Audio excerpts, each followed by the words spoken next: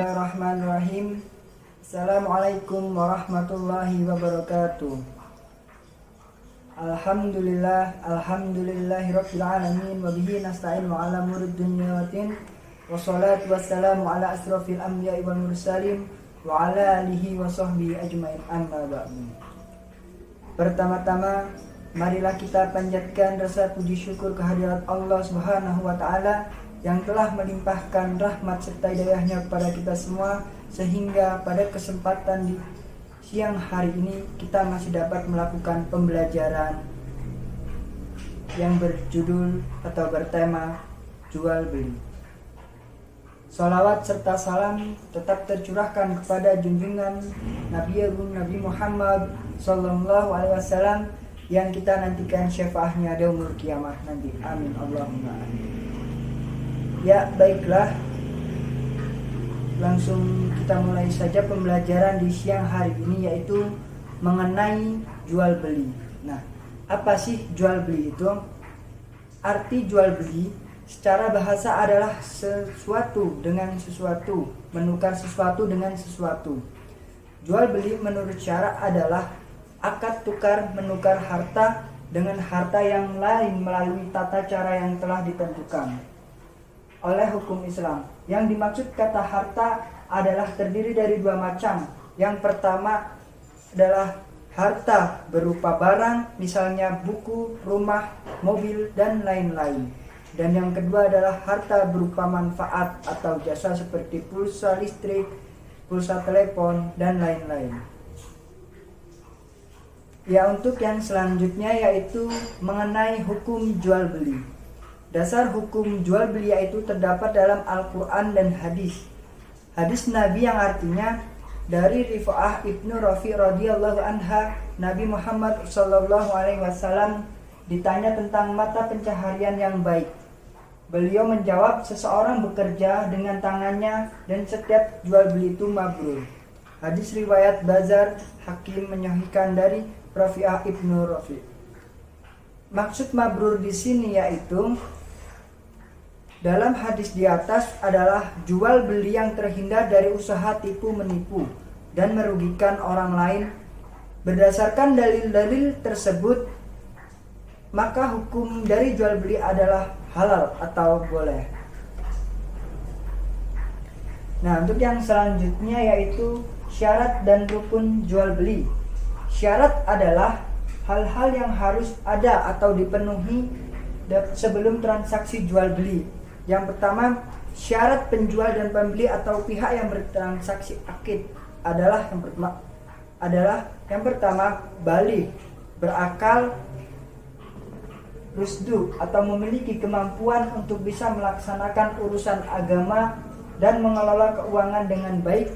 Dan yang keempat, suka sama suka, yakni atas kehendak sendiri tanpa ada paksaan dari orang lain. Yang selanjutnya yaitu syarat barang yang diperjualbelikan atau objek jual beli.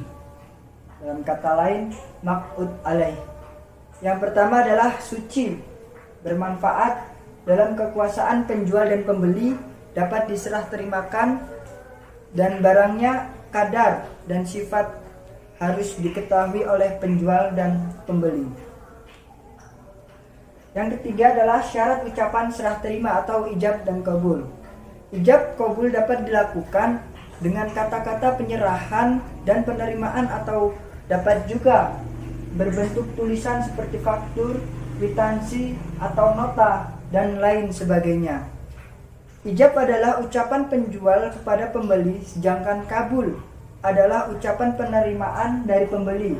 Praktik ijab kabul pada saat ini dapat juga dilakukan dengan bentuk tulisan, seperti menggunakan kwitansi, faktur, dan lain sebagainya. Yang keempat adalah syarat alat transaksi jual beli.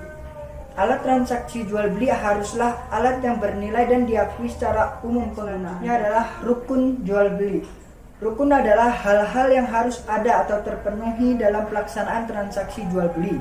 Rukun jual beli ada tiga. Yang pertama adalah akid atau pihak yang bertransaksi, dan yang kedua adalah maq'ud. Ada maq'ud alaih, mencangkup barang yang dijual dan harganya. Yang ketiga adalah sikat ijab kabul atau ucapan serah terima dari penjual dan pembeli. Dan yang keempat adalah ijab dari pihak penjual, kabul pihak dari sang pembeli. Untuk yang keempat, bab selanjutnya yaitu macam-macam jual beli. Yang pertama adalah bai' shahihah, yaitu akad jual beli yang telah memenuhi syarat dan rukunnya. Yang pertama, macam-macam bai' shahihah. Yang pertama, jual beli barang yang terlihat jelas dan ada di tempat terjadinya transaksi. Yang kedua, jual beli barang pesanan lain, yaitu lazim dikenal dengan istilah dengan akad salam. Untuk yang selanjutnya yaitu bai' fasidah. Bai' fasidah yaitu akad jual beli yang tidak memenuhi salah satu atau seluruh syarat, dan selanjutnya yaitu bai' fasidah, yaitu akad jual beli yang tidak memenuhi salah satu atau seluruh syarat dan rukunnya. Yang kedua, macam-macam bai' fasidah atau terlarang, tidak memenuhi rukun dan syarat jual beli, yaitu jual beli sistem ijon, atau yang dimaksud jual beli hasil tanaman yang masih belum nyata buahnya, belum ada isinya, belum ada buahnya, seperti jual beli padi pada masih muda, jual beli mangga masih berwujud bunga. Semua itu memungkinkan bisa rusak masih besar yang akan dapat merugikan kedua belah pihak. Yang kedua, jual beli barang haram. Jual beli barang haram, barang yang diharamkan hukumnya tidak sah dan dilarang serta karena haram hukumnya, seperti beli minuman keras atau khamar, bangkai, darah, daging, babi, patung berhala, dan lain sebagainya. Yang ketiga yaitu jual beli sperma hewan. Jual beli sperma hewan tidak sah karena sperma tidak dapat diketahui kadarnya dan tidak dapat diterima wujud. Pembahasan selanjutnya yaitu jual beli yang sah hukumnya tetapi dilarang oleh agama. Jual beli ini hukumnya sah tetapi dilarang oleh agama karena adanya suatu sebab atau akibat dari perbuatan tersebut. Yaitu yang pertama ada jual beli pada saat khutbah dan sholat Jumat.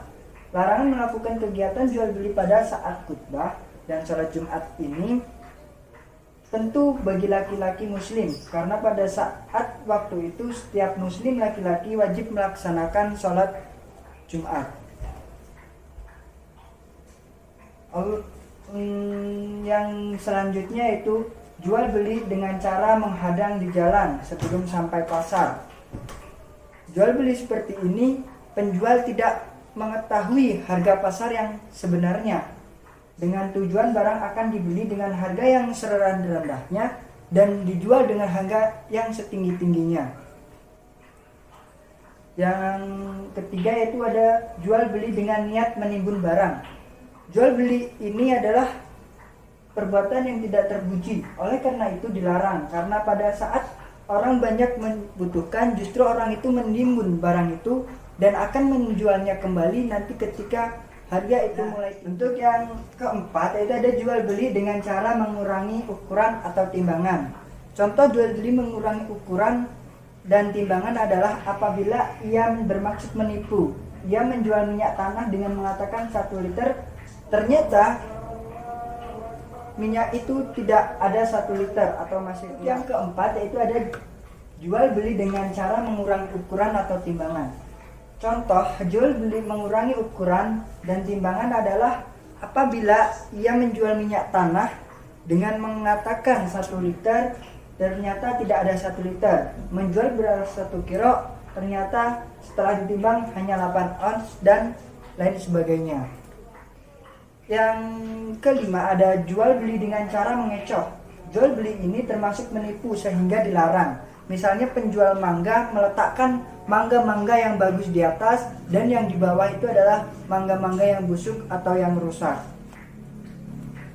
Ya, mungkin untuk pembahasan mengenai jual beli sampai di sini saja, dan semoga kalian bisa memahami dan bisa menerima dari pembahasan yang bisa saya sampaikan. Jika ada kekurangan, selebihnya dari saya sendiri dan kelebihan adanya dari Allah Subhanahu wa taala. Sekian dan terima kasih. Wallahul muwaffiq ila aqwamit thoriq. Wassalamualaikum warahmatullahi wabarakatuh.